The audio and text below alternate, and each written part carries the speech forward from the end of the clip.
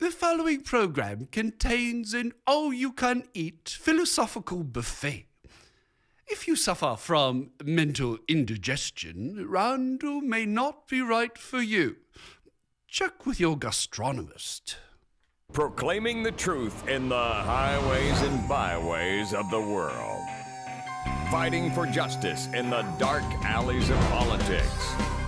Raising the voice of resistance to a fevered pitch. And he knows where to find the best and worst jail food in America. Randall Terry.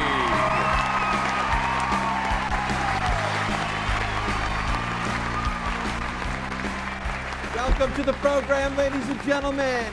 Yes, I won't play fair, which means I won't bow to idiots and idiocy. I won't grovel before the feet of the humanists and the neo-pagans. I love you. And we're going to have a great show, ladies and gentlemen, I promise you. 2 huge rulings out of the Supreme Court of the United States. And Elena Kagan comparing the KKK to the NRA. How dare she insult the KKK? And footage from the protest scene right outside the Dirksen office building. Today's program brought to you in part by the Supreme Court of the United States. Hey, we're making this crap up as we go. And by the Ku Klux Klan, who wishes to thank Elena Kagan for doing what they could never have done. Now, to explain that endorsement from the Ku Klux Klan for Elena Kagan, let's go to my good friend, Sir Reginald Bling. Just turn it on. I got something to say. By now, everybody done heard that Elena Kagan compared the NRA to the Ku Klux Klan. Well, now that just shows the woman is plain stupid. However, I started thinking, what does the Ku Klux Klan stand for? That's right, discrimination against African Americans. They want to lynch them, they want to kill them, oppress them, and otherwise get rid of them. And what does Elena Kagan stand for? Well, you know it, that's right. Kill black babies by abortion. In fact, she stands for more of what the Ku Klux Klan stands for than most white people ever thought of in their whole life. Elena, baby girl, if there's anybody in the world that you ought to be comparing to the Ku Klux Klan, it's your own self. Welcome to the program, friend. It is I, your servant Randall, leading the nation's largest support group for the victims of public education, reminding you that there is a God in heaven.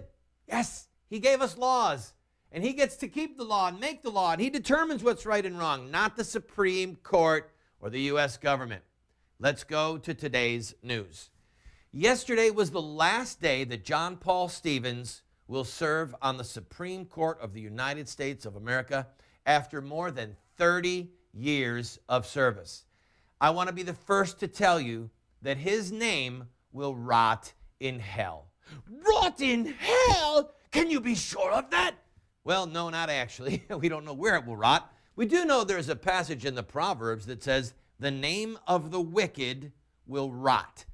So whether his name rots on the ash heap of history or rots in history books or rots in hell, I don't know where it will rot. I just know that it will. How do I know? Because he oversaw the brutal murder of over 45 million children by continuing to uphold Roe versus Wade the entire time he was in the Supreme Court of the United States. And we went to the Supreme Court yesterday, by the way, just to inject a little bit of reality. The devil was there telling everyone how proud he was of John Paul Stevens. I had a few choice words to share with the media, telling them that his name will rot in history. It was actually a lot of fun to be there. All right, on to other news. Jeff Sessions, Senator Jeff Sessions, Senator John Kyle are saying, and Senator Charles Grassley came out swinging against Elena Kagan with feathers. Feathers? Can you fight a nominee with feathers? Evidently these men can, because they've got feathers from Mitch McConnell's boneless chicken ranch. Oh yes, when you need to fight and be really rough and tough, call for the boneless chicken. He's spineless, and tastes great. By the way, we were there again this morning. preaching, taunting a little bit as people went in, just for fun, mixing it up a little bit. Andrew, show a little clip from this morning there in front of the Dirksen Senate office building. I mean, you know how Republicans are. They'll talk a lot of trash during the election about defending pro-life and about defending marriage and about the Second Amendment. But when we really need them to fight, like now, they're afraid of the F word. Filibuster. It was a lot of fun. There were literally hundreds of people who passed by us as we preached. And by the way, you may notice that we made some media around the country yesterday as a result of us standing out there. But the tragedy is that so few people are raising up their voice. I want to say two things about that. Number one, why do we protest? Why even go out there? Well, there's a couple reasons. One is for a public witness against Kagan. Two is to bring some heat to bear on Senators Grassley and Kyle and Graham and Sessions so that they know that we're going to hold them accountable to their campaign promises. Another reason is you can't get covered if you don't put yourself in a position where you can be heard. So there's a lot of media coming and going at these things, and if you want a position to be heard in the news, in the debate, you've got to be present to be covered. So we're there. And something else I want to talk about, and one of the stories covered this a little bit, and that is this. There are very few groups here in Washington, D.C. that are really committed to social revolution. They will try and raise money from you. They'll send you letters telling you how critical their efforts are here in Washington, D.C., and how you've got to keep supporting them. And without your help, they won't be able to continue the struggle against people like Elena Kagan, blah, blah, blah, blah, blah. But when it comes to good old-fashioned, in-your-face confrontation, they're nowhere to be seen. Oh, but we want to have dialogue. We don't want to look radical. We don't want to be unseemly. We want to be reasonable. Really? Is that really what it is? Because if Martin Luther King went by those criteria, he would still be probably alive and still be riding in the back of the bus. If women went by that criteria, you still wouldn't be able to vote. Look at every major social revolution in America's history, and there is confrontation, high drama, in-your-face activism, words, images, actions, sacrifices, conflict, conflict, conflict. And part of the problem we have right now is that the right wing is at best a paper tiger, more like a paper pussycat. So you need to use a little bit of discernment and find out who it is you're sending your money to, what groups in Washington, D.C., because sometimes you'd be better off just taking that $20 bill or $50 bill and flushing it down the toilet. Finally, there were two major Supreme Court decisions yesterday. One involved your right to keep and bear arms, and the second one involved a college group who wanted to have a college campus funded by the university, and the court said, no, you can't do it. And the reason why was because the college group said you can only be a member if, number one, you'll sign our statement of faith, and you're not living in public, unrepentant sexual sin. Unrepentant? That sounds so severe. Well, it basically means that someone is doing the wrong thing and they won't stop, and they might even try and redefine the act itself, like we have with the militant homosexuals. Homosexual behavior used to be seen as repugnant, perverse, tragic. Now they're saying, no, it's good. It's really good. We should be able to be married. They're trying to redefine morality, and that's the crisis. Both of these decisions are actually frightening in their implications.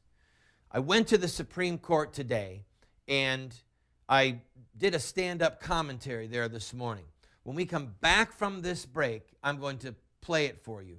And I want you to know it's one of the more intense things that I've ever said. No comedy in this segment, because we're actually fighting for the survival of justice and the Judeo-Christian ethic in America. Please stay with me, and I'll be right back at the Supreme Court. Have you heard? Randall Terry's on life support. He supports life from conception to natural death.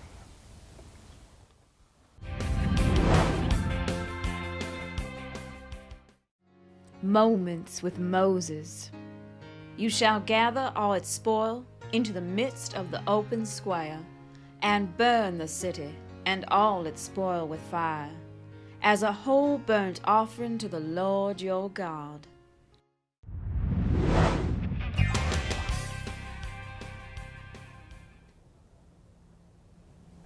Welcome back to the program, friend. As you know, we often talk about things with a funny edge. I'm not going to be funny right now. I'm going to be dead serious, and I ask you to weigh my words carefully. And for all of the station owners, for people in management and broadcasting, please just take what I'm about to say in the spirit in which it's given. America was born by a violent revolution. We tried to negotiate with the king. There were ambassadors sent over there. The colonists tried to send treaties begging for cooperation. Didn't work. So we had the Stamp Act Rebellion, then the Boston Tea Party, the Boston Massacre, the Committees of Correspondence came up, the Sons of Liberty, and finally, open war. That resulted in what is arguably the most free and just nation of the entire Christian era, and this Supreme Court is an emblem of that justice. But this court and our mechanisms of government in America have been captured to a large degree by a pagan elite. And I say that with surgical precision. What I mean by that is that in their philosophical framework, they reject the moral absolutes given to us by Moses and by Christ, and they are what are philosophically called positivists. They believe that man can make law. Now, set that aside for 1 minute. In the history of nations, our country included, you see justice either continues to grow or justice is crushed underfoot. Sometimes it happens quickly, sometimes it happens slowly. In England, the influence of Christianity and the Judeo-Christian ethic as the undergirding of law has perished on the installment plan. In Turkey, the Armenians were crushed violently, horrifically, by the Muslims. So it can go either way. In America, it took, as I said earlier, a violent revolution to give birth to this country. It took a horrifying civil war to end slavery. So I submit to you two things. Number one, America is either going to be restored to justice, or it's going to collapse into spiritual and political and cultural darkness. That's number one. Number two, that restoration is either going to come, or the collapse, the restoration or the collapse is either going to come non-violently or violently. It's either going to happen peacefully or it's going to happen with tyranny and bloodshed. Now, listen to me. Yesterday, there were two key decisions that came out of this court. One was that the city of Chicago could not ban individuals from owning firearms. But it was a 5-4 vote.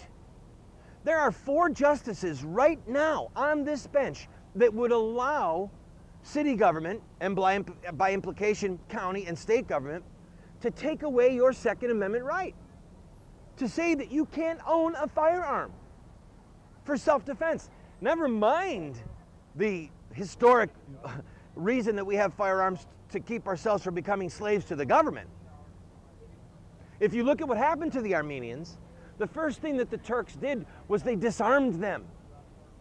Then they slaughtered them. And I tell you this in the fear of God and in the presence of heavenly witnesses, demonic witnesses, and human witnesses, that if this government does try to make a move on the citizen's right, our God-given right to keep and bear arms, that it's going to provoke violence. It's going to provoke severe violence, and it's going to be violence that happens against government officials who try and enslave us. I'm not saying who would do it, I'm not calling for it, but I'm telling you it would happen. This is the most heavily armed populace in the history of the world. And as George Washington said, an armed society is a polite society. We have these freedoms because, in part, of our Second Amendment. The First Amendment is protected by the Second Amendment.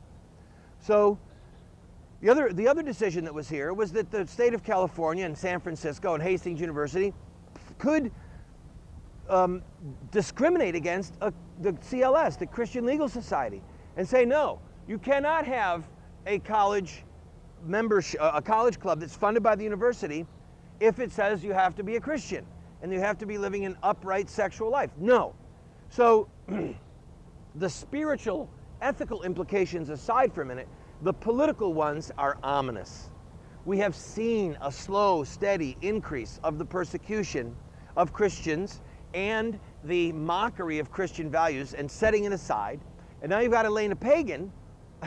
That was a true Freudian slip. Elena Kagan, the pagan, who is in total support of child killing, total support of militant homosexual rights, mocks the Second Amendment, compares the Ku Klux Klan to the NRA, and she's about to be on this court. We're in trouble. We don't know where this is going to end. If the Republic is going to be restored peacefully to justice, it's going to be because you and I get off of our hind ends and we really fight. And we fight in the political arena, in the public relations arena. And we stop entrusting ourselves to people like Mitch McConnell and Lindsey Graham and Senators Kyle and Grassley, who use the pro-life cause and the sanctity of marriage and the Second Amendment to get our votes and get our money and get our volunteer hours, but then run from a fight. We've got to restore the Republic based in reality. And we can do it peacefully. We have a built-in revolution through the election process. But if we don't do it peacefully, something bad is going to happen. We're becoming a tinderbox. Please, hear what I'm saying. Hear it in the spirit that I'm saying. And then ask yourself, what sacrifices are you willing to make to see this republic restored to justice peacefully, so it doesn't have to happen violently, or so that we don't get crushed underfoot violently? I'm going to take a break. I'll be right back. The GOP, girly men on Prozac. We've never seen a fight we didn't run from. Victory will never be found by taking the line of least resistance. Sir Winston Churchill. Welcome back to the program, friend. Well, the Elena Kagan hearings are in full process now, and we will cover them this week. But right now, I have to issue to you a call to battle. That last segment talked about the danger that we're in as a country, and the fact that if we're going to restore this republic peacefully, it means we actually really have to fight. And a small part of that political battle involves contacting your elected officials. So go to the number on the screen, 202-224-3121, and call your U.S. senators and demand that they vote no to Kagan. If they are a Republican, demand that they filibuster her. Don't say, I'm asking. Say, I'm demanding as a voter from this state that she be voted no if it's a Democrat, and that you filibuster if you're a Republican, and just say, look, she's not fit to be on the court. We know how she feels about babies. We know how she feels about militant homosexuals. Now we know how she feels about the Second Amendment. This is the Manchurian justice, and we must not let her get on the court. That means there has to be rough and tumble political activism. Part of that means calling, and some of it means you going down to the office that your senator has in your state and getting in the face of his staff and saying to them, look, I'm not playing. We need to keep this woman off the court. Get a little bit militant. Say it with a smile if you want, but for the love of God and for the love of justice, fight. I'll be right back.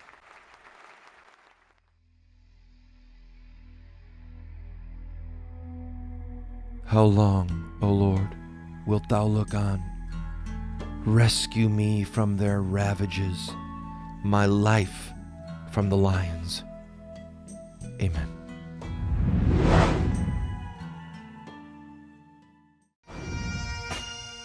Hi, friend, I'm Randall Terry. George Washington said, I hope I shall possess firmness and virtue enough to maintain what I consider the most enviable of all titles, the character of an honest man. The truth of the matter with the Elena Kagan nomination is that pro-lifers and pro-marriage people are basically saying nothing The reason is because if they're going to be honest, they have to say that Grassley and Kyle and Sessions and Graham have failed us. And they don't want to alienate those senators, so they have taken the tack of simply holding their tongue and not saying anything. So they're no longer really being honest. Be honest, friends. Stand up for what's right.